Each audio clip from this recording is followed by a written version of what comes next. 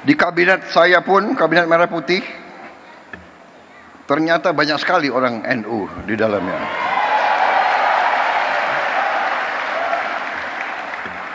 Menteri Agama, Menteri Sosial, Menteri Pemberdayaan Perempuan dan Perlindungan Anak, Menteri Agraria, dan Kepala Badan Pertanahan Nasional itu menterinya, wakil menterinya banyak lagi itu. Tapi itu bukan karena NU, karena orang-orang mereka itu memang hebat-hebat. Jadi yang diajukan hebat ya tidak bisa ditolak, ya kan? Saudara-saudara, saya kira intinya ingin saya sampaikan terima kasih atas dukungan saudara-saudara selama ini.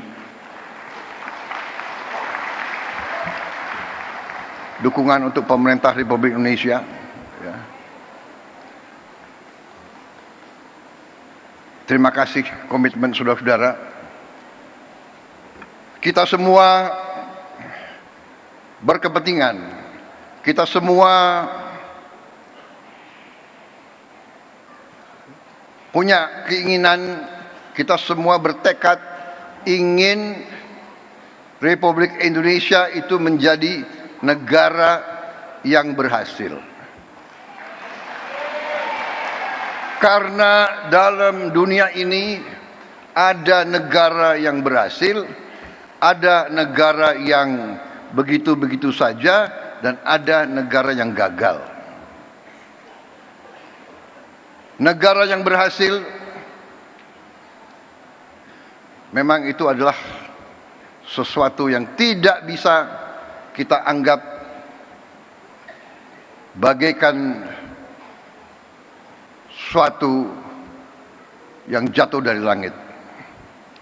Negara yang berhasil harus kita bekerja keras, berikhtiar keras, dan kunci daripada keberhasilan itu adalah persatuan dan kesatuan dan kerukunan dan kerjasama. Dan di situ saya kira Nahdlatul Ulama memegang peran yang penting dengan mewakili kelompok mayoritas agama NU bersama Muhammadiyah, Persis dan lain-lain, mewakili kelompok mayoritas tapi dengan moderasi, dengan moderat, dengan kesejukan, dengan saling menghormati dan saling menghargai dan saling melindungi semua umat lain. Tadi ada foto dikeluarkan oleh staf saya, pinter juga dia, foto saya dengan Gus Dur.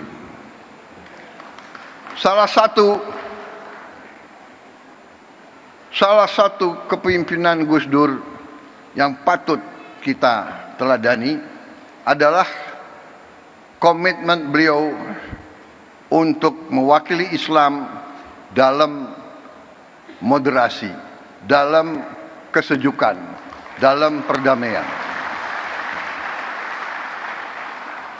Saya kira ada satu hal yang unik bahwa di zaman Gus Dur, kalau ada kelompok minoritas yang diancam oleh kelompok-kelompok radikal, justru NU lah yang tampil menjaga tempat-tempat ibadah tersebut.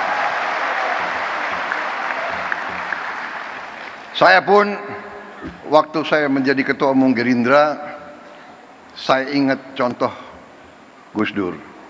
Waktu ada peristiwa beberapa gereja, beberapa vihara diancam mau dibom, saya pun perintahkan Gerindra untuk menjaga gereja-gereja dan vihara-vihara tersebut. Ini artinya, saudara-saudara, kepemimpinan, keteladanan. Pemimpin harus berani memberi contoh. Walaupun mungkin tidak populer.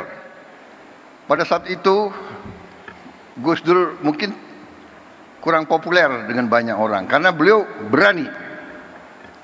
Sekarang pun saudara-saudara, kita harus berani. Kita harus berani. Saya ajak semua rekan-rekan saya dalam pemerintahan, dalam kabinet Merah Putih, saya mengajak mereka, kita harus berani mengoreksi diri, berani membangun suatu pemerintahan ke depan yang bersih, pemerintah yang bebas dari penyelewengan,